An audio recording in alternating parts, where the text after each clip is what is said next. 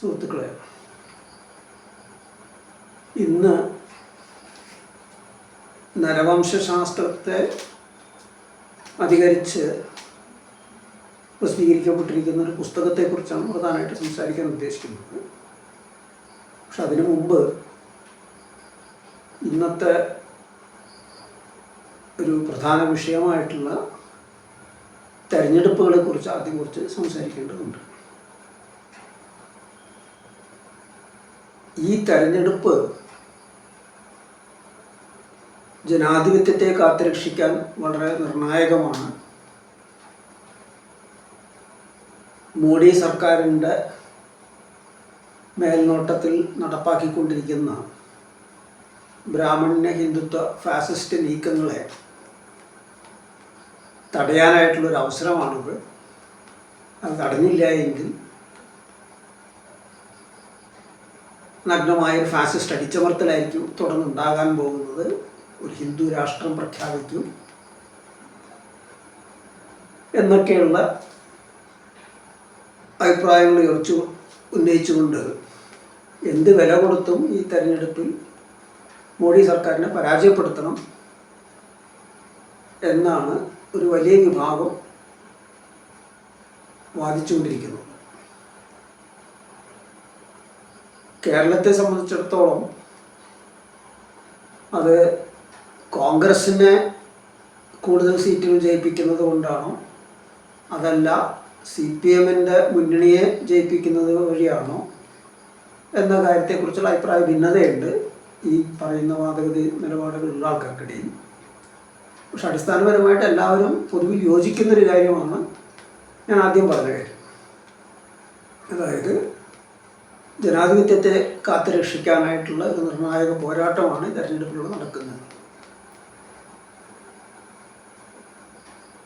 മോഡി സർക്കാരിൻ്റെ മേൽനോട്ടത്തിൽ അതിൻ്റെ നേരിട്ടുള്ള പങ്കാളിത്തത്തോടുകൂടി RSSൻ്റെ അജണ്ട, ബ്രാഹ്മണ്യ ഹിന്ദുത്വ ഫാസിസ്റ്റ് അജണ്ട വളരെ കർക്കശമായ രീതിയിൽ തന്നെ രാജ്യവ്യാപകമായി നടപ്പാക്കിയിട്ടുണ്ട്. അതിൻ്റെ ഫലമായി മതന്യൂനപക്ഷങ്ങളും മുസ്ലിം ക്രിസ്ത്യൻ മതന്യൂനപക്ഷങ്ങളും അതുപോലെ തന്നെ ദളിതർ, ആദിവാസികൾ മുതലായിട്ടുള്ള മധ്യത ജനവിഭാഗങ്ങളും നിരന്തരമായിട്ടുള്ള ആക്രമണങ്ങൾ നേരിടേണ്ടി വന്നിട്ടുണ്ട്. അവർക്ക് വിപ്ലവ ശക്തികളെ അടിച്ചമർത്താനായിട്ട് വിമാനങ്ങൾ വഴിയുള്ള ബോംബാക്രമണങ്ങൾ ആവർത്തിച്ച് അവർ നടത്തിയിട്ടുണ്ട്. ഭരണഘടനയിൽ അല്പമാത്രമായിട്ടുള്ള ഫെഡറൽ സ്വഭാവം അതിനെപ്പോലും ഇല്ലാതാക്കിക്കൊണ്ട് തീർത്തും കേന്ദ്രീകൃതമായൊരു ഭരണം സ്ഥാപിച്ചെടുക്കാനായിട്ടുള്ള നീക്കങ്ങൾ നിരന്തരം നടക്കുന്നുണ്ട്. മുഖ്യധാര രാഷ്ട്രീയ പാർട്ടികളെ പോലും വച്ച് പൊറുപ്പിക്കാതെ അവരുടെ ഒരു പാർട്ടി മാത്രം എല്ലായിടത്തും ഭരിക്കുന്നൊരു സാഹചര്യം എന്ത് വിധേനയും സ്ഥാപിച്ചെടുക്കാനായിട്ടുള്ള ശ്രമങ്ങൾ നടത്തിക്കൊണ്ടിരിക്കുന്നുണ്ട്. അപ്പോൾ അങ്ങനെ എല്ലാ രീതിയിലും എല്ലാ മണ്ഡലങ്ങളിലും മേഖലകളിലും, ഇപ്പോൾ തൊഴിലാളികളുടെ കാര്യത്തിലാണെങ്കിൽ അവരുടെ ചൂഷണവും അവരനുഭവിക്കുന്ന തൊഴിൽ സാഹചര്യത്തിലെ ദുരിതങ്ങളും 10 മടങ്ങ് വർദ്ധിപ്പിക്കുന്ന രീതിയിലുള്ള നിയമനിർമ്മാണം നടന്നിരിക്കുന്നു. കർഷകരെ ദ്രോഹിക്കുന്ന നിയമനിർമ്മാണം നടത്തിയവർ തൽക്കാലം അതിൽ നിന്ന് പിൻവാങ്ങിയെങ്കിലും അത് ഉപേക്ഷിച്ചിട്ടില്ല എപ്പോഴും. അപ്പോൾ ഇങ്ങനെ എല്ലാ രീതിയിലും എതിർക്കപ്പെടേണ്ട ഒന്ന് തന്നെയാണ് ഈ സർക്കാർ എന്നുള്ള കാര്യത്തിൽ സംശയമില്ല. അപ്പോൾ ആ കാര്യത്തിൽ ഞാൻ നേരത്തെ പറഞ്ഞ അഭിപ്രായ പ്രകടനം നടത്തുന്ന ആൾക്കാരുമായിട്ട് യോജിക്കാവുന്നൊരു കാര്യമാണ്. പക്ഷേ ഈ തെരഞ്ഞെടുപ്പിലൂടെ ഈ സർക്കാരിനെ, മോഡി സർക്കാരിനെ പുറന്തള്ളിയാൽ മറ്റൊരു പുതിയൊരു സർക്കാർ കോൺഗ്രസും മറ്റുള്ള അതിൻ്റെ സഖ്യകക്ഷികളും എല്ലാവരും കൂടി ചേർന്നിട്ടുണ്ടാക്കുന്നതും സഖ്യകക്ഷി സർക്കാർ അധികാരത്തിൽ വന്നു കഴിഞ്ഞാൽ ജനാധിപത്യം ഉറപ്പാക്കപ്പെടും എന്നുള്ള ധാരണയായിട്ട് ഒരിക്കലും യോജിക്കാൻ കഴിയില്ല. നമ്മളുടെ രാജ്യത്തിൻ്റെ ചരിത്രം തന്നെ തെരഞ്ഞെടുപ്പുകൾ മറ്റുമെല്ലാം മാറ്റി വയ്ക്കുക, തെരഞ്ഞെടുപ്പ് ചരിത്രം തന്നെ അത് ഖണ്ഡിക്കുന്നുണ്ട്. ഇതിനു മുമ്പ് അടിയന്തരാവസ്ഥ പ്രഖ്യാപിച്ചത് ഇന്ദിരാഗാന്ധിയാണ്, കോൺഗ്രസ് ഭരണമായിരുന്നു. 1977 തെരഞ്ഞെടുപ്പിൽ കോൺഗ്രസ് ഭരണത്തിൽ നിന്ന് പുറന്തള്ളപ്പെട്ടു. കേന്ദ്രത്തിൽ തന്നെ BJPയുടെ അന്നത്തെ രൂപമായിട്ടുള്ള ജനസംഘും പിന്നെ ഇന്നത്തെ ജനതാദളിൻ്റെ പൂർവ്വ രൂപങ്ങളായിട്ടുള്ള ലോക്ദളും മുതലായിട്ടുള്ള പല പല കക്ഷികളും കോൺഗ്രസിൻ്റെ തന്നെ ഒരു ഭാഗമായിട്ടുള്ള സിൻഡിക്കേറ്റ് കോൺഗ്രസ്, ഇങ്ങനെ എല്ലാവരും കൂടി ചേർന്ന് ഉണ്ടാക്കിയ ഒരു ജനതാ പാർട്ടിയാണ് അധികാരത്തിൽ വന്നത്. പക്ഷെ ചുരുങ്ങിയ മാസങ്ങൾക്കുള്ളിൽ തന്നെ ജനങ്ങൾക്ക് നേരെയുള്ള അതിരൂക്ഷമായ ആക്രമണങ്ങൾ, തൊഴിലാളി സമരങ്ങൾക്ക് നേരെയുള്ള വെടിവെപ്പുകൾ, ജാതീയമായിട്ടുള്ള ദളിതർക്ക് നേരെയുള്ള ആക്രമണങ്ങൾ, ഇങ്ങനെയെല്ലാം തന്നെ ഒരു കുറവുമില്ലാതെ ഒരർത്ഥത്തിൽ പറയുകയാണെങ്കിൽ പണ്ടത്തെക്കാട്ടും തീവ്രമായ രീതിയിൽ നടക്കുന്ന ഒരവസ്ഥയാണ് നമ്മൾ കണ്ടത്. ഇപ്പം പുതുതായിട്ട് പുറത്തു വന്നിരിക്കുന്ന ചില വസ്തുതകൾ വ്യക്തമാക്കുന്നൊരു കാര്യമുണ്ട്. ബീഹാറിലെ ദളിതരെ കൂട്ടക്കൊല നടത്താനായിട്ട് സവർണർ രൂപീകരിച്ച റൺബീർ സേന പോലെയുള്ള സംഘങ്ങൾ, അത് പ്രധാനമായിട്ടും അതിന് ഉറവിടം ഒരു ഉത്തേജനമായിട്ട് വന്നത് ബീഹാറിലും മറ്റൊക്കെ വ്യാപിച്ചുകൊണ്ടിരുന്ന ML മാവോയിസ്റ്റ് പ്രസ്ഥാനങ്ങളുടെ, അന്നത്തെ ML പ്രസ്ഥാനങ്ങളുടെ സജീവ സാന്നിധ്യമായിരുന്നു. അവർ ദളിതരെയും ആദിവാസികളെയും സംഘടിപ്പിച്ചുകൊണ്ട് ഭൂപ്രഭുത്വത്തിനെതിരെ അതിശക്തമായ പോരാട്ടം കെട്ടഴിച്ചു വിട്ടതിൻ്റെ ഫലമായി ബീഹാറിലെ നാട്ടിൻപുറങ്ങളിൽ ഭൂപ്രഭുത്വത്തിന് മുമ്പുണ്ടായിരുന്ന പിടി വല്ലാതെ ഒലഞ്ഞു. അപ്പോൾ അതിനുള്ളൊരു തിരിച്ചടി എന്ന നിലയ്ക്ക് ആ ഇത് വീണ്ടെടുക്കാനും അതോടൊപ്പം തന്നെ ജാതീയമായിട്ട് അടിച്ചമർത്തലും ഒന്നുകൂടി തീവ്രമാക്കാനും വേണ്ടിയാണ് ഈ റൺബീർ സേന പോലുള്ള സൈന്യങ്ങളൊക്കെ ഉണ്ടാക്കിയത്.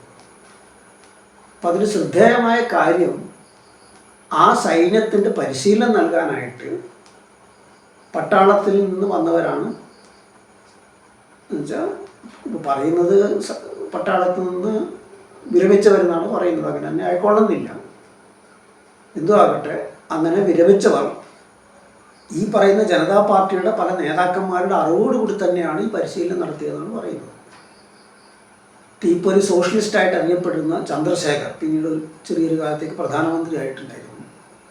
അതുപോലെ ഉള്ള മറ്റ് പല പ്രമുഖരും ആണ്, സോഷ്യലിസ്റ്റ് ലേബലിൽ നടന്നിരുന്ന പല പ്രമുഖരുമാണ് ജാതീയമായി ഇവരൊക്കെ ആയിട്ട് ഐക്യമുണ്ടായിരുന്നതുകൊണ്ട്, ഈ റൺബീർ സൈന്യക്കാരും കൂട്ടരൊക്കെ ആയിട്ടുള്ള പല ബന്ധങ്ങളും ഉണ്ടായിരുന്നതുകൊണ്ട് അവരെ സഹായിച്ചത്. അപ്പോൾ ഒരു വശത്ത് ജനാധിപത്യം വീണ്ടെടുത്തു എന്ന് പറയുമ്പോൾ മറുവശത്ത് അത് യഥാർത്ഥത്തിൽ ഈ രാഷ്ട്രീയ പാർട്ടികൾ തമ്മിലുള്ള ഭരണവർഗങ്ങളുടെ തന്നെ വിവിധ ചേരികൾ തമ്മിലുള്ള മത്സരത്തിൽ ഒരു കൂട്ടർ മറ്റൊരു കൂട്ടരെ പുറന്തള്ളി അധികാരത്തിൽ വന്നു എന്നുള്ളതല്ലാതെ മറ്റൊരു ജനാധിപത്യവും അതിലൂടെ സാക്ഷാത്കരിക്കാൻ കഴിഞ്ഞില്ല. അപ്പോൾ ഈ വരുന്ന തെരഞ്ഞെടുപ്പിൽ ഈ പറയുന്ന മോഡി സർക്കാരിനെ പുറന്തള്ളി പുതിയൊരു വിഭാഗം അധികാരത്തിൽ വന്നാലും അതിലൊന്നും മാറ്റം വരാൻ പോകുന്നില്ല. അതുകൊണ്ട് ജനാധിപത്യം കാത്തുരക്ഷിക്കാനായിട്ടുള്ള നിർണായക പോരാട്ടമായി ഈ തെരഞ്ഞെടുപ്പിനെയും തെരഞ്ഞെടുപ്പ് മണ്ഡലത്തിനെയും കാണുന്നത് അബദ്ധമാണ്. എക്കാലത്തും ഇന്ത്യയിലെ വിപ്ലവ ശക്തികൾ ചൂണ്ടിക്കാണിച്ചിരിക്കുന്നത് പോലെ ഈ തെരഞ്ഞെടുപ്പ് ഒരു പ്രഹസനമാണ്. അതിനെ ബഹിഷ്കരിക്കുക എന്നത് തന്നെയാണ് ജനാധിപത്യത്തിന് വേണ്ടി നിലകൊള്ളുന്ന എല്ലാവരും ചെയ്യേണ്ട ഒരു കാര്യം. അപ്പോൾ അത്രയും ചുരുക്കി പറഞ്ഞുകൊണ്ട്, തെരഞ്ഞെടുപ്പിനെ കുറിച്ച് ചുരുക്കി പറഞ്ഞുകൊണ്ട് ഇന്ന് ഞാൻ നേരത്തെ പറഞ്ഞതുപോലെ ആ പുസ്തകത്തിൻ്റെ വിഷയത്തിലേക്ക് വരാം. ഡേവിഡ് ഗ്രേബർ, ഡേവിഡ് വെൻഗ്രോ എന്നിവർ ചേർന്ന് എഴുതിയൊരു പുസ്തകമാണ്. ദി ഡോൺ ഓഫ് എവറിത്തിങ് എന്നാണ് അതിൻ്റെ പേര്, തലക്കെട്ട്. അതായത് സകലതിൻ്റെയും പുനർകാലം. മനുഷ്യവംശത്തിൻ്റെ ആരംഭം മുതൽ എങ്ങനെയൊക്കെയാണ് മാറ്റങ്ങൾ ഉണ്ടായത് എന്നതൊക്കെ വിവരിക്കുന്നൊരു പുസ്തകമാണ്. 2021 പ്രസിദ്ധീകരിച്ചത്. അതിനുശേഷം അത് ഏറെ ശ്രദ്ധ ആകർഷിച്ചു. കാരണം മനുഷ്യവംശത്തിൻ്റെ വികാസത്തെക്കുറിച്ച് അന്നേ വരെ ഉണ്ടായിരുന്ന പല ധാരണകളെയും അത് തിരുത്തുന്നുണ്ട്, ചോദ്യം ചെയ്യുന്നുണ്ട്, പുതിയൊരു പരിപ്രേക്ഷ്യം അവതരിപ്പിക്കുകയും ചെയ്തിട്ടുണ്ട്. നരവംശാസ്ത്രത്തിലെയും പുരാവസ്തു ശാസ്ത്രത്തിലെയും പല പുതിയ കണ്ടെത്തലുകളെ ആശ്രയിച്ചും അതിനെ ചൂണ്ടിക്കാട്ടിക്കൊണ്ടൊക്കെയാണ് അവർ ഈ പുസ്തകം എഴുതിയത്. അപ്പം ഇതിൽ ഡേവിഡ് ഗ്രേബർ എന്ന് പറയുന്ന വ്യക്തി പ്രശസ്തനായിട്ടൊരു നരവംശാസ്ത്രജ്ഞനായിരുന്നു. വളരെ ചെറുപ്പത്തിൽ അദ്ദേഹം മരിച്ചുപോയി. അമേരിക്കയിലെ രാഷ്ട്രീയത്തിൽ അരാജകവാദിയായിരുന്നു. ആ അരാജകവാദ രാഷ്ട്രീയ നിലപാടുകൾ കൊണ്ട് തന്നെ അമേരിക്കയിലെ പ്രശസ്തമായിട്ടുള്ള യേൽ സർവകലാശാലയിലുണ്ടായിരുന്ന ജോലി നഷ്ടപ്പെടുകയും അമേരിക്കയിലെ മറ്റൊരു സർവകലാശാലയും ഗ്രേവർക്ക് പണി നൽകാൻ വിസമ്മതിക്കുകയും ചെയ്യുന്ന സാഹചര്യം ഉണ്ടായി. അങ്ങനെ ഒടുവിൽ ഇംഗ്ലണ്ടിലേക്ക് താമസം മാറ്റുകയും അവിടുത്തെ ലണ്ടൻ സ്കൂൾ ഓഫ് എക്കണോമിക്സിൽ പ്രൊഫസറായിട്ട് സേവനം അനുഷ്ഠിക്കുകയും ചെയ്തു. ഗ്രേവർക്ക് മറ്റൊരു ശ്രദ്ധേയമായ സവിശേഷത കൂടിയുണ്ട്. ഈ ഒന്നിനെതിരെ 99 എന്ന മുദ്രാവാക്യത്തിലൂടെ അസമത്വത്തിൻ്റെ രൂക്ഷമായ അവസ്ഥ തുറന്നു കാട്ടി അതിനെതിരെ വലിയൊരു പ്രക്ഷോഭം സംഘടിപ്പിച്ച അമേരിക്കയിലെ ഓക്യുപ്പൈ പ്രസ്ഥാനത്തിൻ്റെ സൂത്രധാരകളിൽ ഒരാളായിരുന്നു ഗ്രേവർ. പക്ഷേ അതാണ് ശ്രദ്ധേയമായ കാര്യം, താൻ കൂടി പങ്കാളിയായി എഴുതിയ ഈ പുസ്തകം, ഞാൻ നേരത്തെ പറഞ്ഞ ദി ഡോൺ ഓഫ് എവറിത്തിങ് എന്നുള്ള പുസ്തകം, അതിൻ്റെ ഒരു പ്രധാന പ്രമേയം അസമത്വം ഇല്ലാതിരുന്നൊരു കാലം ഒരിക്കലും ഉണ്ടായിട്ടില്ല എന്നുള്ളതാണ്. ഈ പുസ്തകം ശ്രദ്ധിക്കപ്പെടാനായിട്ട് അതും ഒരു കാരണമായിരുന്നു. കാരണം അത് എഴുതിയ വ്യക്തി ഇങ്ങനെ ഒരു ഓക്യുപ്പൈ പ്രസ്ഥാനത്തിൻ്റെ നേതൃത്വത്തിൽ നിലനിന്നിരുന്ന ഒരാളും കൂടിയാണ്. അപ്പം ഇങ്ങനെ അസമത്വത്തിൻ്റെ ഒരു കാലം അല്ല, അസമത്വം ഇല്ലാത്തൊരു കാലം ഒരിക്കലും ഉണ്ടായിരുന്നില്ല എന്ന് സ്ഥാപിക്കാനായിട്ടാണ് അവർ ആ പുസ്തകത്തിൽ ഉടനീളം തന്നെ ഒട്ടേറെ വസ്തുതകളും പുതിയ പുതിയ ഗവേഷണങ്ങളും കാര്യങ്ങളൊക്കെ തന്നെ അവതരിപ്പിച്ചിരിക്കുന്നത്. 527 പേജുകൾ ഉള്ള ഈ പുസ്തകത്തിൽ ഏതാണ്ട് 200 ചില്ലാനും പേജ് അതിൻ്റെ സൂചികയുണ്ട്. അപ്പോൾ ഈ പുസ്തകത്തിൻ്റെ അവസാനം കാര്യങ്ങളെല്ലാം പറഞ്ഞതിന് ശേഷം മനുഷ്യ സമൂഹത്തിൻ്റെ ഏതെങ്കിലും ആദിമ രൂപമുണ്ടെന്ന അനുമാനത്തിൽ നിന്ന് ഒരു പഠനം ആരംഭിക്കുമ്പോൾ അസമത്വവും രാഷ്ട്രീയ അവബോധവും നിലനിന്നിരുന്നതിന് മുമ്പ് ഒരു കാലമുണ്ടായിരുന്നു, അതെല്ലാം നഷ്ടപ്പെടാനായിട്ട് എന്തോ സംഭവിച്ചു എന്ന് കരുതുമ്പോൾ നാഗരികതയും സാമൂഹ്യ ബന്ധങ്ങളുടെ സങ്കീർണതയും വർഗവിഭജിത സമൂഹങ്ങളിൽ മാത്രമേ സാധ്യമുള്ളൂ, അതിനുവേണ്ടി എല്ലായ്പ്പോഴും മനുഷ്യ സ്വാതന്ത്ര്യം വിലയായി നൽകേണ്ടി വന്നിട്ടുണ്ട് എന്നൊക്കെ കരുതുമ്പോൾ പങ്കാളിത്ത ജനാധിപത്യം ചെറിയ ഗ്രൂപ്പുകൾക്ക് സഹജമാണെങ്കിലും ഒരു നഗരം അല്ലെങ്കിൽ ഒരു ദേശരാഷ്ട്രം പോലെ ഒന്നിലേക്ക് അതിനെ വ്യാപിപ്പിക്കാൻ കഴിയില്ല എന്നൊക്കെ കരുതുമ്പോൾ ഇത്തരം നിലപാടുകൾ മുൻനിർത്തിക്കൊണ്ട് ഒരു പഠനം നടത്തുമ്പോൾ ഈ പറയുന്നതൊക്കെ കെട്ടുകഥകളാണ് എന്ന് നമുക്ക് ഇപ്പോൾ അറിയാം. അതായത് അവരുടെ ഈ പറയുന്ന അവലോകനത്തിൻ്റെ വെളിച്ചത്തിൽ മനസ്സിലാക്കാൻ കഴിയുമെന്നാണ് അവർ വാദിക്കുന്നത്. അതായത് ചരിത്രാതീത കാലത്തെ മനുഷ്യ സമൂഹങ്ങൾ ഒന്നുകിൽ ഭരണകൂടങ്ങളില്ലാത്ത സമത്വവാദപരമായിരുന്നു, അതല്ലെങ്കിൽ അക്രമാസക്തവും അസമത്വപൂർണവുമായിരുന്നു. ഇത് രണ്ടും ഏതെങ്കിലും ഒന്നാവാന്നാണ് പറയുന്നത്. അതായത് അസമത്വമില്ലാത്ത, സമത്വം മാത്രമുള്ള തുല്യതയുള്ള ഒന്നിൽ നിന്ന് ആരംഭിച്ച് പിന്നീട് അസമത്വത്തിലേക്കും മറ്റും മാറുന്ന പ്രശ്നമല്ല. ചില സമൂഹങ്ങളിൽ സമത്വം ഉണ്ടായിരുന്നു, ചിലതിൽ അസമത്വം ഉണ്ടായിരുന്നു, തുടക്കം മുതലാണ്. അപ്പോൾ അതിന് ഏതെങ്കിലും ഒന്ന് നിന്ന് തുടങ്ങി എന്ന് നമുക്ക് പറയാൻ പറ്റില്ല എന്നാണ് അവർ പറയുന്നത്. വ്യത്യസ്ത ഉൽപാദന സമ്പ്രദായങ്ങൾക്ക് മുൻതൂക്കമുണ്ടായിരുന്ന ഘട്ടങ്ങളിലൂടെ അല്ല മനുഷ്യ സമൂഹം പുരോഗമിച്ചിരിക്കുന്നത്. മാനവ ചരിത്രത്തിൽ പ്രവണതകളുണ്ടെങ്കിലും നാം സ്വയം ഉണ്ടാക്കുന്നവയല്ലാതെ ചരിത്ര നിയമങ്ങൾ എന്ന് പറയുന്ന ഒന്നുമില്ല. സവിശേഷ സാങ്കേതിക വിദ്യക്കനുസരിച്ച് ക്രമീകരിക്കാവുന്ന വികാസത്തിൻ്റെ ഘട്ടങ്ങളും സംഘടനാ രൂപങ്ങളുമുള്ള മനുഷ്യ സമൂഹം ഉണ്ടായിട്ടുമില്ല. അതായത് ഭക്ഷ്യവസ്തുക്കൾ ശേഖരിക്കുക, നായാട്ട്, കാർഷിക സമൂഹങ്ങൾ, വ്യാവസായിക സമൂഹങ്ങൾ എന്നിങ്ങനെയുള്ള തരംതിരിവ് സ്വീകാര്യമല്ല. ഇതാണ് അവരുടെ ഒരു നിലപാട്. ഭൗതിക വിഭവങ്ങളിലുള്ള തുല്യാവകാശം വളരെ പ്രധാനപ്പെട്ടതാണെങ്കിലും അതല്ല മനുഷ്യ ചരിത്രത്തിൽ നിർണായക പ്രശ്നം. ഇങ്ങനെ മറിച്ച് എങ്ങനെ ഒരുമിച്ച് ജീവിക്കണം എന്നതിനെക്കുറിച്ചുള്ള തീരുമാനങ്ങളിൽ പങ്കാളികളാകുന്നതിൽ തുല്യതയാണ് നിർണായകം. ശ്രദ്ധിക്കണം, ഭൗതിക വിഭവങ്ങളുടെ തുല്യാവകാശം പ്രധാനപ്പെട്ടതാണെങ്കിൽ തന്നെയും അതല്ല നിർണായകം. മറിച്ച് ഒന്നിച്ചെങ്ങനെ ജീവിക്കണം എന്നതിനെക്കുറിച്ചുള്ള തീരുമാനങ്ങളിൽ തുല്യ പങ്കാളിത്തത്തോട് തുല്യമായ നിലയിൽ പങ്കെടുക്കാനായിട്ടുള്ള അവസരം ഉണ്ടാവുക, അതാണ് നിർണായകം എന്ന് പറയുന്നത്. ചരിത്രാതീത കാലത്ത് സ്ഥിരമായതോ മാറ്റമില്ലാത്തതോ ആയ ഒരു പ്രത്യേക സാമൂഹിക ക്രമം ഉണ്ടായിട്ടില്ല. ചില സമൂഹങ്ങൾ സ്വേച്ഛാധിപത്യ ഘടനകൾ സ്ഥാപിക്കുകയും വർഷത്തിലെ മറ്റൊരു സമയത്ത് അവയെ റദ്ദാക്കുകയും ചെയ്തു. ഒരേ വിഭാഗം ജനങ്ങൾ, ഒരേ സമൂഹം തന്നെ, ഒരു പ്രത്യേക ഗോത്രബന്ധുവാകട്ടെ, ഒരു വർഷത്തിൻ്റെ ചില ഋതുക്കളിൽ അങ്ങേയറ്റം സ്വേച്ഛാധിപത്യപരമായൊരു ഭരണക്രമമാണ് അവിടെ നിലനിന്നിരുന്നത്, അധികാര ബന്ധങ്ങളാണ് അവിടെ നിലനിന്നിരുന്നത്. എന്നാൽ ഇതേ ഗോത്രം തന്നെ പിന്നീട് ആ ഋതു മാറുമ്പോൾ മറ്റൊരു ഋതു ആകുമ്പോഴത്തേക്കും സമാനതയുടെ ഒരു സാമൂഹിക ക്രമത്തിലേക്ക് മാറുകയും ചെയ്യും.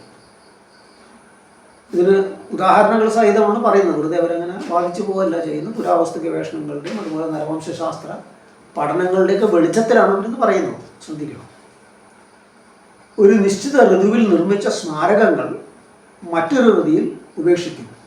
സാധാരണ ഇതിൽ സ്മാരകങ്ങളുടെ നിർമ്മാണം എന്ന് പറയുന്നത് മിച്ചം ഉൽപ്പാദിപ്പിക്കാൻ കഴിയുന്ന സമൂഹങ്ങളുടെ പ്രത്യേകതയായിട്ടാണ് പുരാവസ്തു ശാസ്ത്രം പരിഗണിക്കുന്നത്.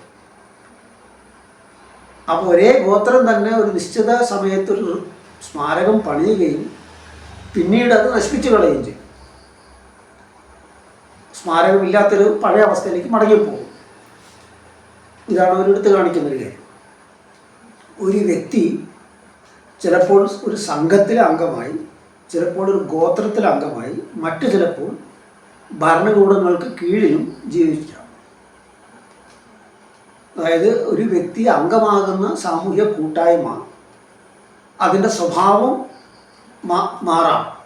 മാറാമെന്ന് പറയുമ്പോഴത്തേക്ക് ഒന്നിൽ നിന്ന് പടിപടിയായിട്ടുള്ള മാറ്റമല്ല അവർ ഉദ്ദേശിക്കുന്നത്, അങ്ങോട്ടും ഇങ്ങോട്ടും മാറാമെന്നാണ് പറയുന്നത്. ഭക്ഷണ ശേഖരണത്തെ ആശ്രയിച്ച് കഴിയുന്ന മധ്യ ആഫ്രിക്കയിലെ ചില ഗോത്രങ്ങൾ വർഷം മുഴുവനും സമത്വവാദികളാണ്. അതായത് അവർക്കിടയിൽ അങ്ങനെയുള്ളൊരു സമത്വപരമായിട്ടുള്ളൊരു സാമൂഹിക ക്രമവും പരസ്പര ബന്ധങ്ങളാണ് നിലനിന്നിരുന്നത് വർഷം മുഴുവൻ. പക്ഷേ ഒന്നിടപെട്ട മാസങ്ങളിൽ പുരുഷന്മാരുടെയും സ്ത്രീകളുടെയും ആധിപത്യം മാറി മാറി വരും. അപ്പം അതുകൊണ്ട് സാമൂഹിക അസമത്വത്തിൻ്റെ ഉത്ഭവം തിരയുന്നവർ യഥാർത്ഥത്തിൽ തെറ്റായ ചോദ്യമാണ് ചോദിക്കുന്നത്. അതായത് ആദിമകാലത്ത് ഒരു സമത്വം ഉണ്ടായിരുന്നു, അതിനുശേഷം അസമത്വം ഉണ്ടായി. അപ്പോൾ ഇതെന്തുകൊണ്ടുണ്ടായി, അതിൻ്റെ ഉത്ഭവം എന്താണ്, അതെങ്ങനെ ഇല്ലാതാക്കാം എന്നൊക്കെയുള്ള ഒരു മാർക്സിസ്റ്റ് അന്വേഷണ ദിശയുണ്ടല്ലോ. അതിൽ അർത്ഥശൂന്യമായൊരു അന്വേഷണമാണെന്ന് അവർ ഈ പറയുന്ന വസ്തുതകളിലൊക്കെ വെളിച്ചത്തിൽ വാദിക്കാൻ നോക്കുന്നത്.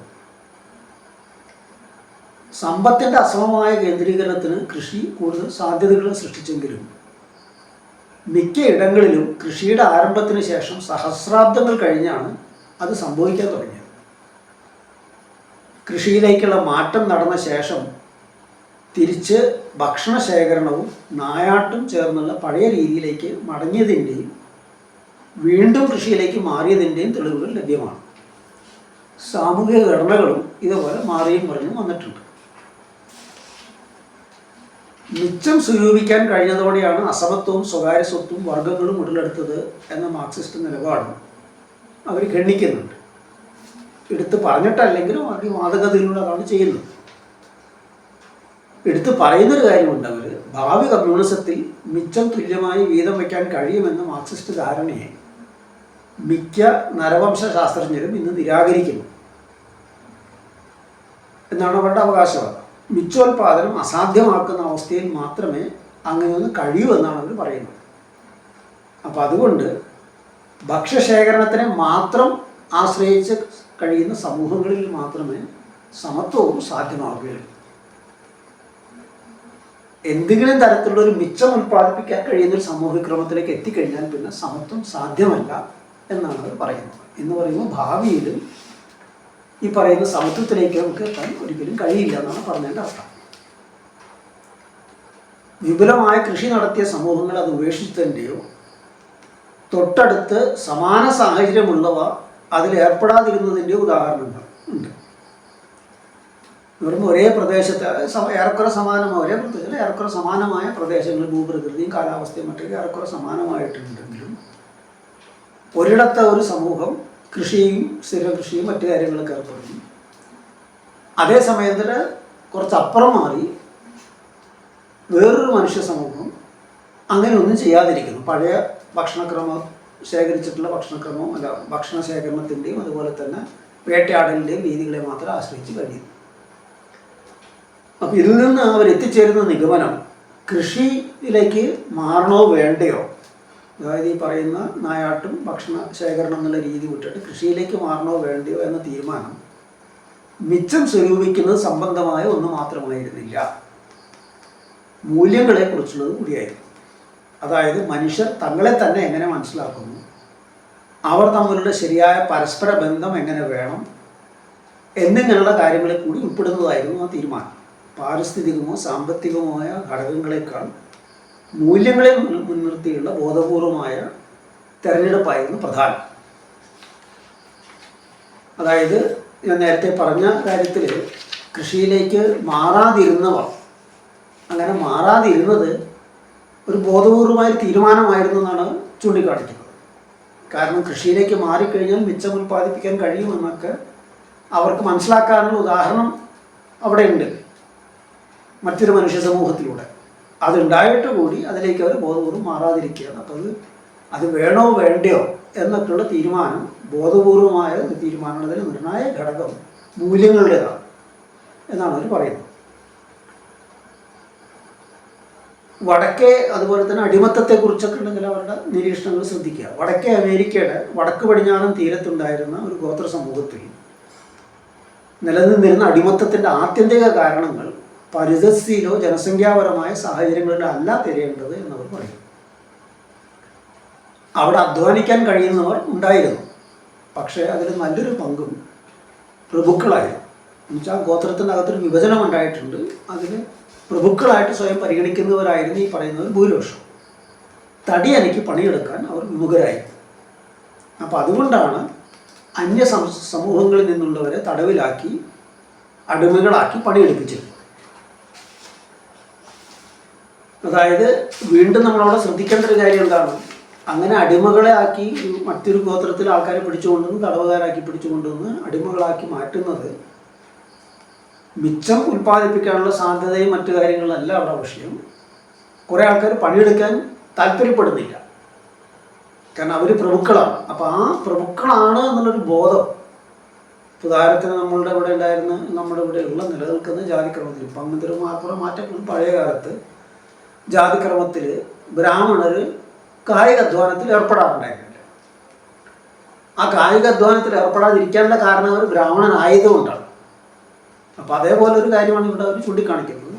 പ്രഭുക്കളായതുകൊണ്ടാണ് അവർ തടിയനയ്ക്ക് പണിയെടുക്കാൻ വിസമ്മതിക്കുന്നത്.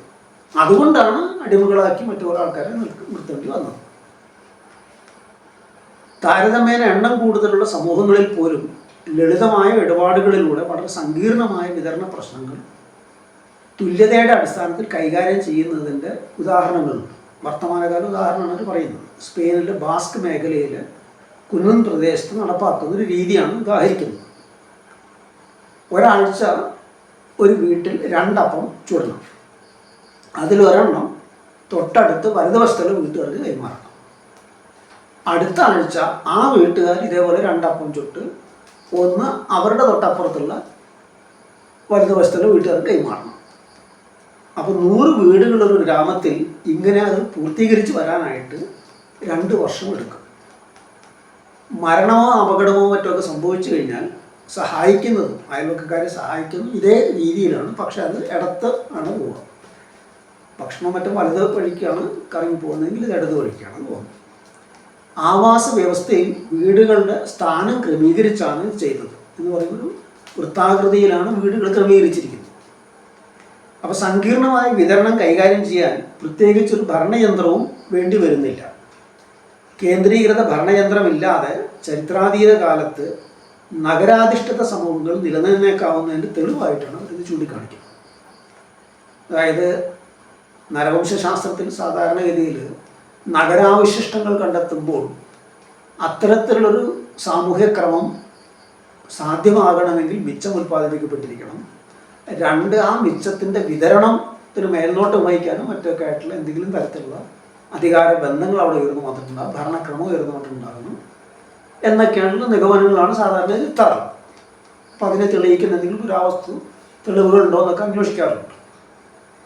അപ്പോൾ ഈ ഒരു ഉദാഹരണത്തിലൂടെ അവർ ചൂണ്ടിക്കാണിക്കാൻ നോക്കുന്നത് സങ്കീർണമായ ഇത്തരത്തിലുള്ള വിതരണ പ്രശ്നങ്ങൾ പോലും ഭരണയന്ത്രമൊന്നും ഇല്ലാതെ തന്നെ കൈകാര്യം ചെയ്യാനായിട്ട് ബോധപൂർവം ആ വിഷയം മനസ്സിലാക്കിക്കൊണ്ട് അതിൻ്റെ ആവശ്യകത മനസ്സിലാക്കിക്കൊണ്ട് ചെയ്യുമ്പോൾ, കൂട്ടായ്മയുടെ ആവശ്യം മനസ്സിലാക്കുമ്പോൾ അങ്ങനെയുള്ളൊരു യന്ത്രത്തിൻ്റെയും ഭരണയന്ത്രത്തിൻ്റെ ഒന്നും ഇടപെടലില്ലാതെ തന്നെ ഒരു മനുഷ്യ സമൂഹത്തിന് നിർവഹിക്കാൻ കഴിയും. അപ്പോൾ അതുകൊണ്ട് നഗരാവശിഷ്ടങ്ങൾ കാണുന്നത് കൊണ്ട് അവിടെ ഒരു എന്താ പറയുക കേന്ദ്രീകൃത ഭരണം ഉണ്ടായിരുന്നു എന്നുള്ള നിഗമനത്തിൽ എത്തേണ്ട യാതൊരു കാര്യവുമില്ല എന്നാണ് പറയുന്നത്.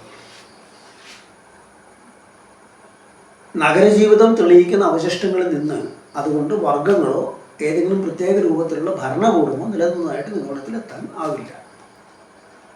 കെട്ടിട നിർമ്മാണത്തിലും താമസ സൗകര്യത്തിലും പ്രകടമായ അസമാനതകൾ നിലവിൽ വന്നതിൻ്റെയും അതേ സ്ഥലത്ത് അതെല്ലാം നശിപ്പിച്ച് സമാന അളവിലും ആകൃതിയിലുമുള്ള കെട്ടിടങ്ങൾ പണിതതിൻ്റെയും തെളിവുകളുണ്ട്. അസമാനതകൾ കാത്തുരക്ഷിക്കുന്നതിന് വിപരീതമായി അത് തടയാനായിരിക്കാം ആദ്യമായി ഭരണരീതികളും ക്രമങ്ങളും ആവിഷ്കരിച്ചിട്ടുണ്ടാവുക. ഒരാൾ വ്യക്തിപരമായി നേടിയ വസ്തുക്കളെല്ലാം മരണശേഷം നശിപ്പിക്കുന്ന ഗോത്രാചാരം ഇതിൻ്റെ ഒരു സൂചനയാകാം. അപ്പോൾ അവർ പറയുന്നൊരു വിഷയം സാധാരണ ഇതിൽ മിച്ചം സൃഷ്ടിക്കപ്പെടുമ്പോൾ ആ മിച്ചത്തിൻ്റെ നിയന്ത്രണവും കൈകാര്യവും ഇതൊക്കെയായിട്ട് ബന്ധപ്പെട്ടിട്ടാണ് അധികാരവും ഭരണയന്ത്രവും മറ്റു കാര്യങ്ങളൊക്കെ ഉയർന്നു വരുന്നതെന്നുള്ള ധാരണയ്ക്ക് വിപരീതമായി അങ്ങനെയൊന്നും ഉണ്ടാകാതിരിക്കാൻ വേണ്ടി, അസമാനത ഉണ്ടാകാതിരിക്കാൻ വേണ്ടി, അത് തടയാൻ വേണ്ടി ആകാം ചില ചിട്ടകളും അതിനെ മേൽനോട്ടം വഹിക്കാനുള്ള ചില ആൾക്കാരും ഒക്കെ തന്നെ രൂപം കൊണ്ടത് എന്നാണ് അവർ ഉന്നയിക്കുന്നൊരു കാര്യം. അപ്പം ഇതൊക്കെയാണ് ഇവർ പറയുന്ന കാര്യങ്ങൾ. അപ്പം ഇവിടെ വാസ്തവത്തിൽ ഈ ഉദാഹരണങ്ങൾ കുറേ ചോദ്യങ്ങളാണ് തിരിച്ച് ഉന്നയിക്കുന്നത് എന്നാണ് എനിക്ക് തോന്നിയിട്ടുള്ളത്. കാരണം ഇവർ പറയുന്നത് പോലെ എല്ലാ കാലത്തും അസമാനത ഉണ്ടായിരുന്നുവെങ്കിൽ അതിനെ നിലനിർത്തുന്ന ഘടനകളെ നശിപ്പിച്ച് സമാനത കൈവരിക്കാനുള്ള പ്രേരണ പിന്നെ എവിടെ നിന്നാണ് വന്നത്? അതായത് സമാനത, തുല്യത എന്നൊരവസ്ഥ ഒരു കാലത്തും ഉണ്ടായിരുന്നില്ല എങ്കിൽ പിന്നെ എവിടെ നിന്നാണ് അതിലേക്ക് മടങ്ങിപ്പോകാനുള്ള പ്രേരണ വരുന്നത്? കാരണം അവർ പറയുന്ന ചില ഉദാഹരണങ്ങളില്ല, അസമാനതയുടെ തലത്തിൽ ആ ദിശയിലേക്കുള്ള വികാസം ഉണ്ടായതിനു ശേഷം തിരിച്ച് മടങ്ങിപ്പോയതുണ്ട്. ഇപ്പോൾ നമ്മൾ നേരത്തെ പറഞ്ഞ നഗരാവശിഷ്ടങ്ങളുടെ ഉദാഹരണത്തിൽ, അതായത് വളരെ പ്രകടമായിട്ടുള്ള അസമാനതകൾ കാണിക്കുന്ന തരത്തിലുള്ള കെട്ടിട നിർമ്മാണത്തിൻ്റെ മറ്റൊക്കെ അവശിഷ്ടങ്ങളും, എന്നാൽ ഒരു ഘട്ടത്തിന് ശേഷം അതെല്ലാം തകർത്ത് വീണ്ടും പഴയ പോലെ ഒരേ അളവിലും മറ്റൊക്കെയുള്ള വീടുകൾ സമാനതയുടെ ഒരു ദിശയിലേക്ക് വരുന്നത്. എന്തുകൊണ്ടാണ് അങ്ങനെ വരുന്നത്? അങ്ങനെ ഒരു സമാനതയെക്കുറിച്ചുള്ള ബോധം അവിടെ നിന്നാണ് വന്നത്. അപ്പോൾ അസമാനതകളില്ലാത്ത ഒരു ഭൂതകാലത്തെ അല്ലേ അത് സൂചിപ്പിക്കുന്നത് എന്നാണ് വരുന്നൊരു ചോദ്യം. ഭൗതിക വിഭവങ്ങളിലെ തുല്യതയല്ല എങ്ങനെ ഒരുമിച്ച് ജീവിക്കണം എന്നതിനെക്കുറിച്ചുള്ള തീരുമാനങ്ങളിൽ പങ്കാളികളാകുന്നതിലെ തുല്യതയാണ് നിർണായകമെന്ന് അവർ പറയുന്നുണ്ട്. അപ്പോൾ ഇങ്ങനെ ഒരുമിച്ച് ജീവിക്കുന്നതിൻ്റെ ഭൗതിക പരിസരവും അതിലെ വിഭവങ്ങൾക്ക് മേലുള്ള അവകാശവുമല്ലേ തീരുമാനിക്കേണ്ട പ്രധാന വിഷയങ്ങളായിട്ട് വരിക ഒന്നിച്ച് ജീവിക്കേണ്ട വിഷയത്തെക്കുറിച്ച് ചർച്ച ചെയ്യുമ്പോൾ. അപ്പം ഈ തീരുമാനമെടുക്കുന്നതിലെ തുല്യ പങ്കാളിത്തം എന്തിനു വേണ്ടിയിട്ടാണ്?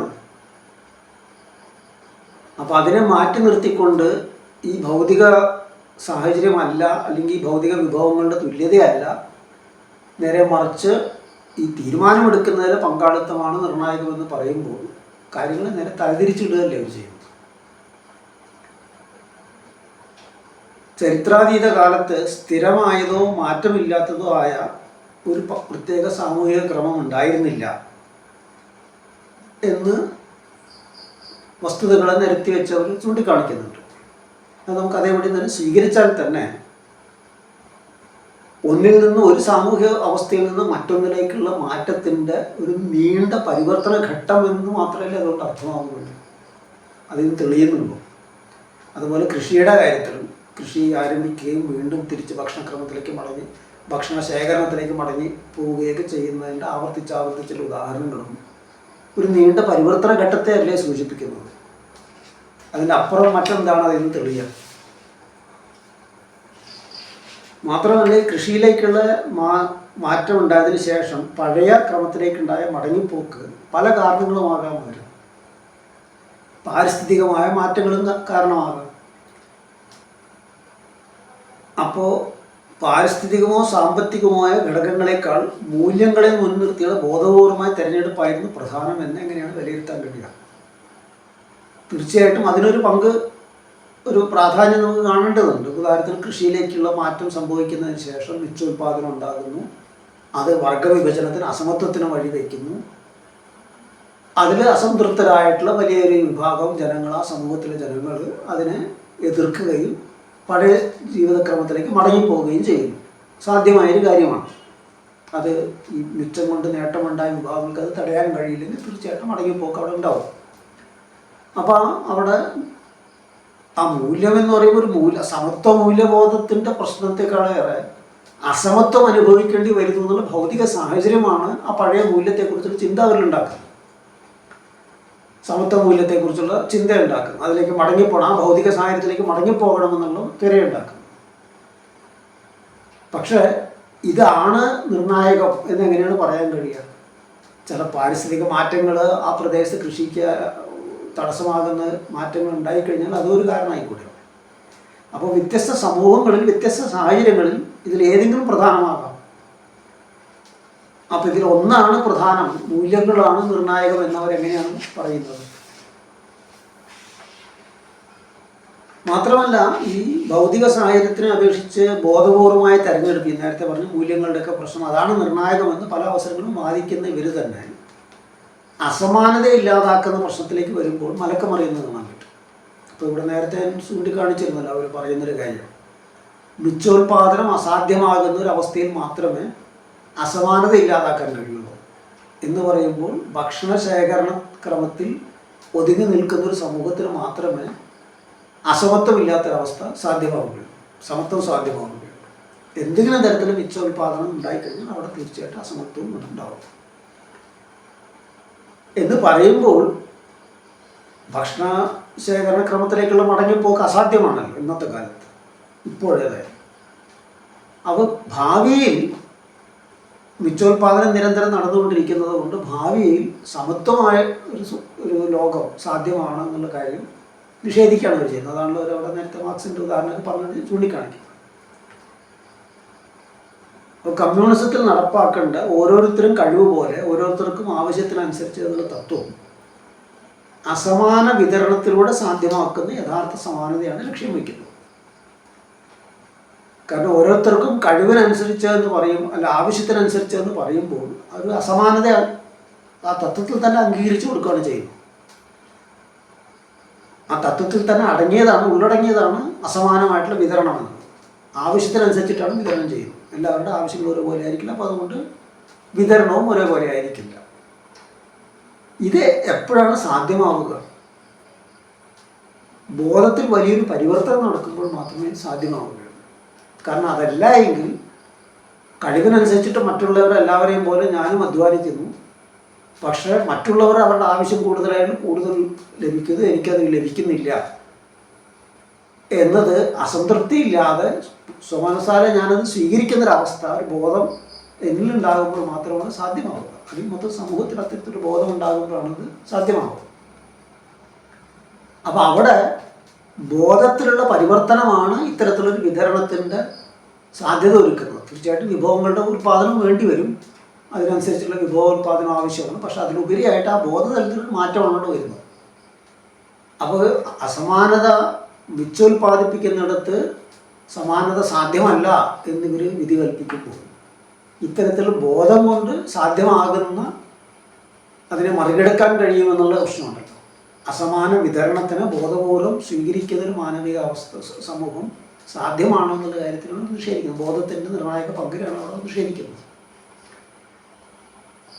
അവർ തന്നെ നൽകിയിരിക്കുന്ന ഒരു ഉദാഹരണം, നേരത്തെ ഞാൻ പറഞ്ഞ സ്പെയിനിൻ്റെ ബാസ്ക് പ്രദേശത്തുള്ള ഒരു ഗ്രാമത്തിൽ ഭക്ഷണ പദാർത്ഥങ്ങളുടെ വിതരണത്തിന് അവർ സ്വീകരിക്കുന്ന രീതി, അയൽക്ക് വീട്ടിലേക്ക് രണ്ടപ്പം ചുട്ടുറഞ്ഞ അയൽ വീട്ടിലേക്ക് കൈമാറുന്നു എന്ന ആ രീതി അത് തന്നെ കാണിക്കുന്നതല്ലേ ഒരു ഭൗതിക സാഹചര്യത്തെക്കുറിച്ച്, പ്രത്യേകിച്ച് ഒരു ഭരണയന്ത്രത്തിൻ്റെ മറ്റൊക്കെ നിർബന്ധമൊന്നുമില്ലാതെ സ്വന്തം ബോധത്തിൽ നിന്നിട്ടാണ് അത് ചെയ്യുന്നത്. സാമൂഹ്യ ബോധത്തിൻ്റെ ഒരു ബലമല്ലേ അത് കാണിക്കുന്നത്.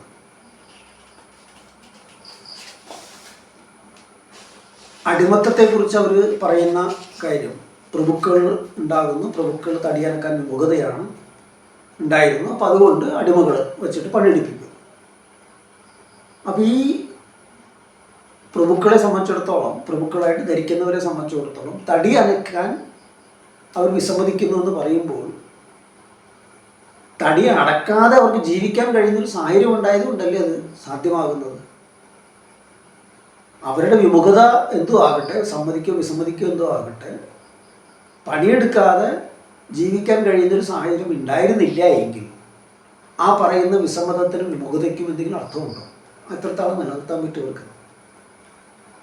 അപ്പോൾ കൃത്യമായിട്ട് അവിടെ ഒരു ഭൗതിക സാഹചര്യം ഉള്ളത് കൊണ്ടാണ് ഈ പറയുന്ന വിമുഖത സാധ്യമാകുന്നത്.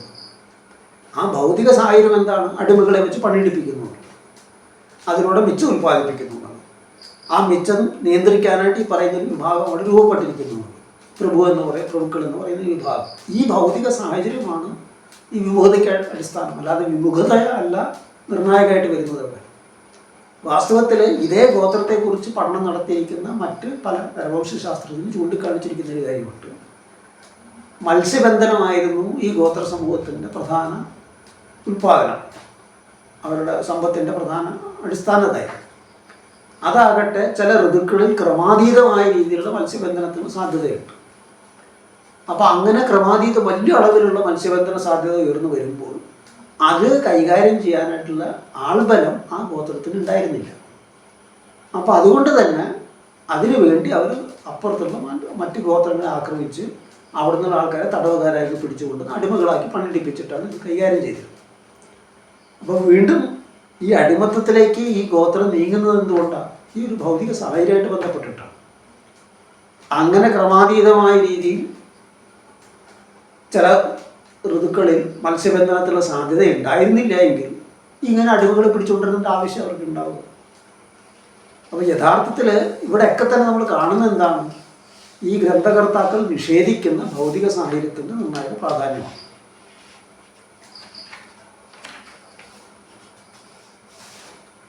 അപ്പോൾ ചുരുക്കത്തിൽ ഈ പുസ്തകത്തിൽ നിർത്തി വയ്ക്കുന്ന ഉദാഹരണങ്ങൾ അതിൻ്റെ നിഗമനങ്ങളെ സാധൂകരിക്കുകയല്ല ചെയ്യുന്നത്, നേരെ മറിച്ച് അതിനെ ഖണ്ഡിക്കുകയാണ് ചെയ്യുന്നത് എന്നാണ് മനസ്സിലാക്കേണ്ടത്. പക്ഷേ ഏറെ ശ്രദ്ധിക്കപ്പെട്ടൊരു പുസ്തകമായിരുന്നു അത്. കാരണം ഞാൻ നേരത്തെ പറഞ്ഞതുപോലെ അതുവരെ ഉണ്ടായിരുന്ന പല ധാരണകളെയും ചോദ്യം ചെയ്യുകയും പല പുതിയ അറിവുകൾ രംഗത്ത് കൊണ്ടുവരികയും ചെയ്തിട്ടുണ്ടായിരുന്നു.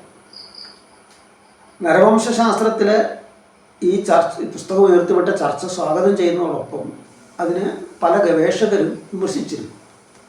മന്ത്ലി റിവ്യൂ ഓൺലൈനിൽ വന്ന നാൻസി ലിൻഡീസ് ഫോൺ, ജോണതൻ നീൽ എന്നിവരുടെ ഒരു കുറിപ്പ് ഇതിനൊരു ഉദാഹരണമാണ്. അതിലേക്കുള്ള ലിങ്ക് ഞാൻ ഈ വീഡിയോൻ്റെ ഡിസ്ക്രിപ്ഷൻ ബോക്സിൽ കൊടുക്കുന്നുണ്ട്.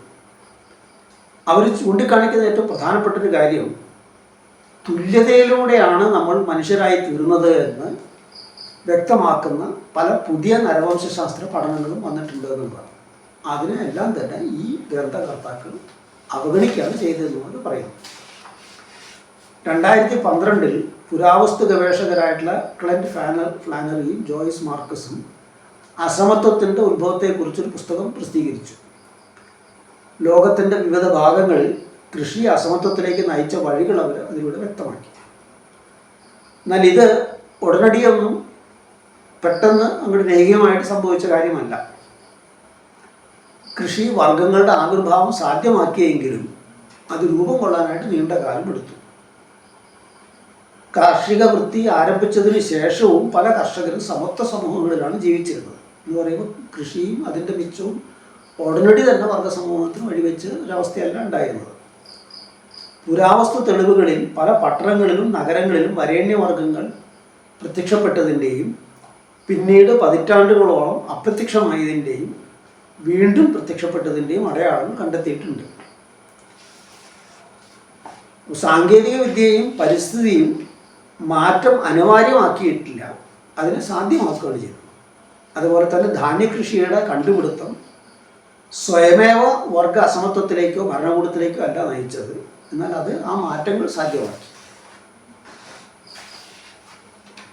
ഈ വിമർശകർ ചൂണ്ടിക്കാണിക്കുന്ന മറ്റൊരു പ്രധാനപ്പെട്ട കാര്യം കൂടിയുണ്ട്. ചരിത്രപരവും നരവംശാസ്ത്രപരവും പുരാവസ്തു ശാസ്ത്രപരവുമായ പഠനങ്ങൾ വ്യക്തമാക്കുന്നൊരു കാര്യമുണ്ട്. സാമ്പത്തികമായും രാഷ്ട്രീയമായും തുല്യമായ സമൂഹങ്ങളിൽ മിക്കവാറും എല്ലാ സാഹചര്യങ്ങളിലും സ്ത്രീകളും പുരുഷന്മാരും തുല്യരായി. സാമ്പത്തിക അസമത്വമുള്ള വർഗ സമൂഹങ്ങൾ എവിടെയൊക്കെ ഉണ്ടായോ അവിടെയെല്ലാം പുരുഷന്മാർ സ്ത്രീകളെ ഭരിച്ചിട്ടുമുണ്ട്. പുതിയ നരവംശാസ്ത്ര പുരാവസ്തു ശാസ്ത്രപരമായിട്ടുള്ള ഗവേഷണങ്ങളുടെ അന്വേഷണങ്ങളുടെയൊക്കെ ഫലമായിട്ടാണ് ഈ നിഗമനം മുന്നോട്ട് വയ്ക്കുന്നത്. ശ്രദ്ധേയമായ കാര്യം, 19-ാം നൂറ്റാണ്ടിൻ്റെ അവസാനം കുടുംബം, സ്വകാര്യ സ്വത്ത്, ഭരണകൂടം എന്നിവയുടെ ഉത്ഭവം എന്നുള്ള എംഗൽസിൻ്റെ കൃതിയിൽ ഇത് തന്നെയാണ് ചൂണ്ടിക്കാണിച്ചത്. അന്ന് ലഭ്യമായ വിവരങ്ങളെ മുൻനിർത്തി മിച്ചോൽപാദനം, സ്വകാര്യ സ്വത്ത്, പുരുഷാധിപത്യം എന്നിവ തമ്മിലുള്ള ബന്ധമാണ് ആ കൃതിയിലൂടെ എംഗൽസ് വ്യക്തമാക്കിയത്. അപ്പോൾ ഗ്രേബറിൻ്റെയും വെൻഗ്രോയുടെയും പുസ്തകം മാനവ വികാസത്തെക്കുറിച്ച് ഒട്ടുമൊത്തത്തിൽ യഥാർത്ഥത്തിൽ തെറ്റായൊരു ചിത്രമാണ് നൽകുന്നത്. പക്ഷെ എന്നാൽ തന്നെയും അത് വായിച്ചിരിക്കേണ്ട ഒരു പുസ്തകമാണ്. തുല്യത നിലനിന്നിരുന്ന ആദിമ മാനവ സമൂഹങ്ങളെയും ചരിത്രഘട്ടങ്ങളെയും നിഷേധിക്കാനാണ് അവർ വസ്തുതകൾ നിരത്തി വച്ചത്. എന്നാൽ അത് മുഴുവൻ വായിക്കുമ്പോൾ നമുക്ക് മനസ്സിലാക്കാൻ കഴിയുന്നൊരു കാര്യം എന്താണ്? വർഗരഹിത ആദിമഘട്ടത്തിൽ നിന്ന് വർഗസമൂഹത്തിലേക്കുള്ള മാറ്റം സ്ഥിരപ്പെടാൻ മുന്നേറ്റവും പിന്മാറ്റവും ആവർത്തിച്ച് നടന്ന സഹസ്രാബ്ദങ്ങളുടെ ഒരു പരിവർത്തന ഘട്ടം വേണ്ടി വന്നുവെന്ന് മാത്രമാണ്. ശ്രദ്ധിക്കണം, വർഗരഹിതമായ സമൂഹത്തിൽ നിന്ന് വർഗസമൂഹത്തിലേക്കുള്ള മാറ്റത്തെക്കുറിച്ചാണ് ഇത് പറയുന്നത്. അതിന് ആ മേഖലയാണ് അവർ പഠന വിധേയമാക്കിയത്. അപ്പോൾ ആ മാറ്റം തന്നെ മിച്ചം ഉൽപാദനവും മറ്റൊക്കെ നടന്നതിന് ശേഷം സാധ്യമായ വർഗവിഭജന സമൂഹത്തിൻ്റെ ആവിർഭാവം ഒക്കെ ഉണ്ടായതിനു ശേഷം വീണ്ടും പഴയ അവസ്ഥയിലേക്ക് മടങ്ങിപ്പോക്ക്, വീണ്ടും ഈ പറയുന്ന വർഗവിഭജന സമൂഹത്തിലേക്കുള്ള മാറ്റം, വീണ്ടും മാറ്റം, ഇങ്ങനെയുള്ള ഏറ്റിറക്കങ്ങളുടെ മാറ്റങ്ങളുടെ ഒരു നീണ്ട കാലഘട്ടത്തിലൂടെയാണ് അവസാനം വർഗസമൂഹം സ്ഥിരപ്പെടുന്നത്. കൃഷിയും സ്ഥിരപ്പെടുന്നത് അങ്ങനെ തന്നെയാണ്. അപ്പോൾ വർഗരഹിതമായ സമൂഹത്തിൽ നിന്ന് വർഗസമൂഹത്തിലേക്കുള്ള ചൂഷണാധിഷ്ഠിതമായ വർഗസമൂഹങ്ങളിലേക്കുള്ള മാറ്റത്തിന് ഇത്രയും നീണ്ടൊരു കാലഘട്ടം വേണ്ടി വന്നിരുന്നുവെങ്കിൽ തീർച്ചയായിട്ടും വർഗസമൂഹത്തിൽ നിന്ന് വർഗരഹിത സമൂഹത്തിലേക്കുള്ള ഭാവി മാറ്റം, കമ്മ്യൂണിസത്തിലേക്കുള്ള മാറ്റവും വളരെ നീണ്ടൊരു കാലഘട്ടം വേണ്ടി വരുമെന്ന് മാത്രമാണ് ഈ പഠനം നമുക്ക് ബോധ്യപ്പെടുത്തി തരും. കാരണം സാമൂഹിക മാറ്റങ്ങളൊക്കെ തന്നെ ഇങ്ങനെ നീണ്ട കാലഘട്ടങ്ങളിലൂടെയാണ് നടന്നേക്കുന്നത്. ഇനിയും അതങ്ങനെ തന്നെ ആയിരിക്കും. അപ്പോൾ മാനവ പുരോഗതിയുടെ ഈ സങ്കീർണ പ്രയാണം യാഥാർത്ഥ്യബോധത്തോടെ മനസ്സിലാക്കാൻ ഈ പുസ്തകം തീർച്ചയായിട്ടും ഉപകരിക്കും.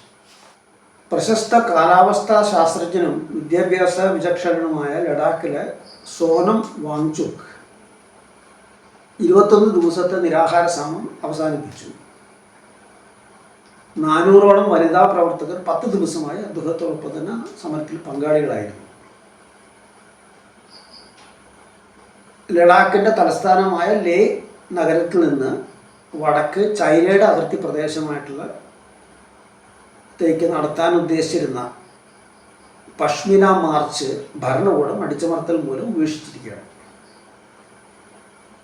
അപ്പോൾ ഈ സമരത്തിന് അനുകൂലമായ ജനവികാരം വളരെ ശക്തമായിരുന്നു. ഏകദേശം 30,000 ആളുകളാണ് നിരാഹാര സമരത്തിന് ഐക്യദാർഢ്യം പ്രഖ്യാപിച്ച മാർച്ചിൽ പങ്കെടുത്തത്. 30,000 ആൾക്കാരെന്ന് പറയുമ്പോൾ ലഡാക്കിലെ ജനസംഖ്യയുടെ ഏതാണ്ട് 10% വരും. അപ്പോൾ ഈ പ്രക്ഷോഭം ലഡാക്കിൽ കുറച്ച് മാസങ്ങളായിട്ട് രൂപപ്പെട്ട് തുടർച്ചയായിട്ട് നടന്നുകൊണ്ടിരിക്കുന്ന ഈ പ്രക്ഷോഭം എന്തായിരുന്നു അതിൻ്റെ പ്രശ്നം എന്നുള്ളത് മനസ്സിലാക്കേണ്ടതുണ്ട്. ഒന്നാമത്, കേന്ദ്ര സർക്കാരിൻ്റെ അവകാശവാദങ്ങൾക്ക് വിരുദ്ധമായി ചൈനീസ് പട്ടാളം ഡസൻ കണക്കിന് കിലോമീറ്ററുകൾ കൈവശപ്പെടുത്തുകയും ലഡാക്കികളുടെ ഇടയഭൂമികൾ വലിയ തോതിൽ അതിൻ്റെ ഫലമായി ചുരുങ്ങുകയും ചെയ്തിട്ടുണ്ട്. പ്രദേശവാസികൾ അവരുടെ ഇടയഭൂമിയിൽ പ്രവേശിക്കുന്നത് ചൈനീസ് പട്ടാളം പലപ്പോഴും തടയുന്നുണ്ട്. അവരുടെ കുതിരകളെ പിടിച്ചു കൊണ്ടുപോവുകയും ചെയ്യുന്നുണ്ട്. ഇന്ത്യയുടെ ഒരു ഇഞ്ച് ഭൂമി പോലും ചൈനയ്ക്ക് വിട്ടുകൊടുത്തിട്ടില്ല, കൊടുക്കുകയുമില്ല എന്നെല്ലാം മോഡി സർക്കാർ നിരന്തരം പ്രചരിപ്പിച്ചുകൊണ്ടിരിക്കുന്നു. ഇപ്പോൾ ഈ തെരഞ്ഞെടുപ്പ് പ്രചരണത്തിൽ അത് ആവർത്തിച്ച് പറയുന്നുണ്ട്. യാഥാർത്ഥ്യം ഇതാണ്. അവിടെയുള്ള ലഡാക്കിലുള്ള സാധാരണ ആട്ടിടയന്മാരായിട്ടുള്ള മറ്റേ പശ്മിന ഇതിൻ്റെ കൃഷി നടത്തുന്ന ജനങ്ങളെ സംബന്ധിച്ചിടത്തോളം അവിടെയുള്ള ആടിൻ്റെ രോമമാണത്. അപ്പോൾ ആ ഇടയന്മാരെ സംബന്ധിച്ചിടത്തോളം അവരുടെ ജീവിത വൃത്തിക്ക് തടസ്സമാകുന്ന രീതിയിലാണ് അവിടെ കടന്നുകയറ്റം നടന്നിരിക്കുന്നത്. അവരുടെ ഇടയഭൂമികൾ നഷ്ടപ്പെട്ടിരിക്കുന്നവർക്ക് ആടുമാടുകളെ മേയ്ക്കാനായിട്ട് പോകുമ്പോഴത്തേക്കും അവരുടെ കുതിരകളെ പിടിച്ചു കൊണ്ടുപോകുന്നു, അവരവിടെ തടയുന്നു, പ്രവേശനം തടയുന്നു. ഇതെല്ലാമാണ് നടക്കുന്നത്. അപ്പോഴാണ് മോഡി സർക്കാർ പറയുന്നത് 1 ഇഞ്ച് ഭൂമി പോലും ഞങ്ങൾ വിട്ടുകൊടുത്തിട്ടില്ല. ഇത് മാത്രമല്ല, ഈ ചൈനീസ് പട്ടാളത്തിൻ്റെ കടന്നാക്രമണവും കടന്നുകയറ്റവും മാത്രമല്ല ലഡാക്കികൾ നേരിടുന്ന പ്രശ്നം. ലഡാക്കിലെ വടക്കൻ ഇതേ ഇടയ ഭൂമിയിൽ 1600 ടൺ ലിഥിയം ഉണ്ട് എന്നാണ് കണ്ടെത്തിയിരിക്കുന്നത്. ലിഥിയം എന്ന് പറയുന്ന ഒരു പ്രത്യേക ധാതുവാണ്. ഇലക്ട്രിക് വാഹനങ്ങളുടെ ബാറ്ററികൾ നിർമ്മിക്കുന്നതിലും ഊർജ്ജ സംഭരണത്തിലും ഇത് വളരെ നിർണായകമായി പങ്കുവഹിക്കുന്ന ഒരു കാര്യമാണ്. ഇന്ന് ഇന്ത്യ ഈ ലോകത്തിൻ്റെ ഭൂരിഭാഗവും ഇറക്കുമതി ചെയ്യുകയാണ്. അപ്പോൾ ലഡാക്കിലെ ഇടയ ഭൂമികളിൽ ലിഥിയം ഖനനം ചെയ്യാനുള്ള അവകാശം രാജ്യത്തെ ഏതാനും കോർപ്പറേറ്റ് സ്ഥാപനങ്ങൾക്ക് BJP സർക്കാർ ഉദാരമായി വിട്ടുകൊടുത്തിട്ടുണ്ട്. 370 ചട്ടം റദ്ദാക്കിയതോടുകൂടി കേന്ദ്രഭരണ പ്രദേശമായി മാറിയതുകൊണ്ട് ലഡാക്കിലെ പ്രദേശവാസികളുടെ സമ്മതമില്ലാതെ തന്നെയാണ് ഇത് ചെയ്തത്. കാരണം ലഡാക്ക് പൂർണ്ണമായിട്ടും കേന്ദ്രഭരണ പ്രദേശമാണ്. എന്ത് വേണം എന്ത് വേണ്ട എന്ന് ആരോടും ചോദിക്കാതെ അങ്ങോട്ട് തീരുമാനിക്കുകയാണ്. അപ്പോൾ ഒരു വശത്ത് ചൈനീസ് പട്ടാളത്തിൻ്റെ അതിക്രമം, മറുവശത്ത് ഈ ലോകത്തിൻ്റെ ധാതുക്കളുടെ ഖനനത്തിന് വേണ്ടി വലിയ വിസ്തൃതമായ പ്രദേശങ്ങൾ അങ്ങനെ തന്നെ വലിയ ഇവിടുത്തെ കോർപ്പറേറ്റുകൾക്ക് വിട്ടുകൊടുത്തുകൊണ്ട് അതിൻ്റെയും ഫലമായിട്ട് അവരുടെ ഇടയഭൂമികൾ നഷ്ടപ്പെടുന്നൊരവസ്ഥ. കൂടാതെ മൂന്നാമത്തെ കാര്യം കൂടിയുണ്ട്. വിനോദസഞ്ചാരം സുഗമമാക്കുന്നതിന് വലിയ ബഹുനില കെട്ടിടങ്ങളും ഹോട്ടലുകളും റോഡുകളും വൻതോതിലാണ് നിർമ്മിച്ചുകൊണ്ടിരിക്കുന്നത്. ഇതെല്ലാം വലിയ വികാസമാണെന്നാണ് അവർ അവകാശപ്പെടുന്നത്. പർവ്വതങ്ങളുടെ ചെരുവുകളിൽ പോലും ചില സ്ഥലങ്ങളിൽ റോഡുകളും കെട്ടിടങ്ങളും നിർമ്മിച്ചിട്ടുണ്ട്. ഹിമാചൽ പ്രദേശിലും ഉത്തരാഖണ്ഡിലുമൊക്കെ ഉണ്ടായ ഉരുൾപൊട്ടലും അതിൻ്റെ ദുരന്തങ്ങളുമൊക്കെ നമ്മുടെ മുമ്പിലുള്ളപ്പോഴാണ് അങ്ങനെ അറ്റം അപകടകരമായ സാഹചര്യത്തിൽ ഈ നിർമ്മാണ പ്രവർത്തനങ്ങളൊക്കെ നടന്നുകൊണ്ടിരിക്കുന്നത്. കൂടാതെ ജലസ്രോതസ്സുകൾ അമിതമായിട്ട് ചൂഷണം ചെയ്യുകയും നൂറുകണക്കിന് പ്ലാസ്റ്റിക് മാലിന്യങ്ങൾ വലിച്ചെറിയുകയും മറ്റുമൊക്കെയാണ് ഈ വിനോദസഞ്ചാരത്തിന് നൽകിയിരിക്കുന്ന പ്രോത്സാഹനത്തിൻ്റെ ഫലമായിട്ട് അവിടെ സംഭവിച്ചിരിക്കുന്നത്. അപ്പോൾ ഇതാണ് ലഡാക്കിലെ ബഹുജന പ്രക്ഷോഭത്തിൻ്റെ പശ്ചാത്തലം. അപ്പോൾ എല്ലാവരുടെയും വികാസം എന്നുള്ള മുദ്രാവാക്യം യഥാർത്ഥത്തിൽ ജനങ്ങളുടെ സ്വയാശ്രിതമായിട്ടുള്ള നിലനിൽപ്പ്, സാധ്യമായ നിലനിൽപ്പ് പോലും ഇല്ലാതാക്കുന്ന ഒരു സാഹചര്യം. രാജ്യരക്ഷ എന്ന് പറയുന്നത് നമ്മുടെ അതിർത്തി പ്രദേശങ്ങളിൽ കടന്നു കയറാനായിട്ടും അവിടെയുള്ള ജനങ്ങളെ ആട്ടിയോടിക്കാനും അവരുടെ നിലനിൽപ്പ് തന്നെ അസാധ്യമാക്കാനും ചൈനീസ് പട്ടാളത്തിന് അനുവദിച്ചു കൊടുക്കുന്ന അവസ്ഥ. അങ്ങനെ നടക്കുന്നേ ഇല്ല എന്നുകൊണ്ട് കണ്ണടച്ച് ഇരുട്ടാക്കുന്നൊരവസ്ഥ. പിന്നെ ഈ പറഞ്ഞ വിനോദസഞ്ചാരവും കോർപ്പറേറ്റുകൾക്ക് വേണ്ടിയും എല്ലാ സൗകര്യങ്ങളും ഒരുക്കി കൊടുക്കുന്നൊരവസ്ഥ. ഇതാണ് അതിശക്തമായ ഒരു ബഹുജന പ്രക്ഷോഭം ഉയർന്നു വരാൻ കാരണം. അതുകൊണ്ട് തന്നെയാണ് കേന്ദ്ര സർക്കാർ സർവ്വശക്തിയും ഉപയോഗിച്ച് അതിനെ അടിച്ചമർത്തുന്നത്. ഈ യാഥാർത്ഥ്യം, അവരുടെ തനി സ്വഭാവം, യഥാർത്ഥത്തിൽ BJP സർക്കാർ എന്താണ് ചെയ്യുന്നത്, ആരെയാണ് സേവിക്കുന്നത്, എന്താണ് ഇവരുടെ ദേശഭക്തി, സംഘപരിവാറിൻ്റെ ഒക്കെ തന്നെ ദേശഭക്തി എന്ന് പറയുന്നതിൻ്റെ പൊള്ളത്തരം എന്താണ്, ഇത്തരം കാര്യങ്ങളെല്ലാം തന്നെ തുറന്നു കാട്ടുന്ന ഒരു പ്രക്ഷോഭമാണ് ലഡാക്കിൽ നടന്നത്. ആ പ്രക്ഷോഭം ഇപ്പോഴും അവസാനിച്ചിട്ടില്ല. അവർ തൽക്കാലം മാർച്ചും മറ്റൊക്കെ നിർത്തിവെച്ചിരിക്കുകയാണ്. കാരണം 144 പ്രഖ്യാപിക്കുകയും അറസ്റ്റും മറ്റു കാര്യങ്ങളൊക്കെ ചെയ്യുമെന്നുള്ള ഭീഷണി മറ്റൊക്കെ വന്നതോടുകൂടിയാണ് വലിയ സംഘർഷങ്ങളുണ്ടാകാൻ സാധ്യതയുണ്ടെന്ന് കണ്ടുകൊണ്ട് തന്നെയാണ് തൽക്കാലം ആ മാർച്ചും മറ്റൊക്കെ മാറ്റിവെച്ചത്. പക്ഷെ ഇതിനെക്കുറിച്ചുള്ള ഇതിൻ്റെ യാഥാർത്ഥ്യം വ്യക്തമാക്കുന്ന വാർത്തകൾ നമ്മുടെ ഇവിടെയുള്ള ടി വി മാധ്യമങ്ങളിലോ അതുപോലെ തന്നെ ദൃശ്യമാധ്യമങ്ങളിലായാലും കൊള്ളാം, പത്രമാധ്യമങ്ങളിലായാലും കൊള്ളാം, വളരെ വളരെ ചുരുക്കി അശ്രദ്ധമായ രീതിയിൽ, ആരും തന്നെ പെട്ടെന്ന് ശ്രദ്ധിക്കാത്ത രീതിയിലാണ് അവതരിപ്പിച്ച് പോകുന്നത്. അതിന് യഥാർത്ഥ കാരണം ഇതാണ്. കാരണം ഈ പറയുന്ന BJP സർക്കാരിൻ്റെ തനി നിറം അത് പൂർണ്ണമായിട്ടും തുറന്നു കാട്ടുമെന്നുള്ളതാണ്. അപ്പോൾ ഇത്രയും കാര്യങ്ങളാണ് ഇന്ന് അവതരിപ്പിക്കാനുള്ളത്. നേരത്തെ പറഞ്ഞ പുസ്തകത്തിൻ്റെ തുടർച്ചയായിട്ട് അതിൻ്റെ വിഷയങ്ങളൊക്കെ തന്നെ കൂടുതൽ മനസ്സിലാക്കാൻ സഹായകരമായിട്ടുള്ള ചില പുസ്തകങ്ങളുടെ പേരുകളും ഈ വീഡിയോയുടെ താഴെയുള്ള ഡിസ്ക്രിപ്ഷൻ ബോക്സിൽ ഞാൻ കൊടുക്കുന്നുണ്ട്. കഴിയുന്നവരൊക്കെ തന്നെ സംഘടിപ്പിച്ച് വായിക്കേണ്ടതാണ്. ഇൻ്റർനെറ്റിലുള്ള ZLibൽ നിന്ന് അതൊക്കെ തന്നെ ഡൗൺലോഡ് ചെയ്യാൻ കഴിയും. ഇത്രയും പറഞ്ഞുകൊണ്ട് മറ്റൊന്ന് അവസാനിപ്പിക്കുന്നു.